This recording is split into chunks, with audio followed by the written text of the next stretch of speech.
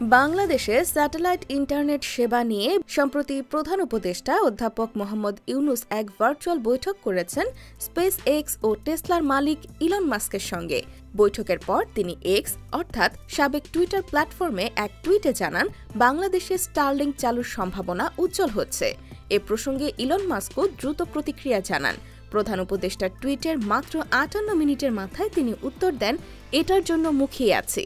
এই ঘোষণার পর প্রযুক্তিপ্রেমীদের মাঝে ব্যাপক আলোচনা শুরু হয়েছে। অনেকেই মনে করছেন, দেশের উচ্চগতির ইন্টারনেট সেবায় এটি একটি যুগান্তকারী পদক্ষেপ হতে পারে, বিশেষ করে দুর্গম ও প্রত্যন্ত অঞ্চলে দ্রুতগতির ইন্টারনেট পৌঁছে দিতে স্টারলিংক গুরুত্বপূর্ণ ভূমিকা রাখতে পারে।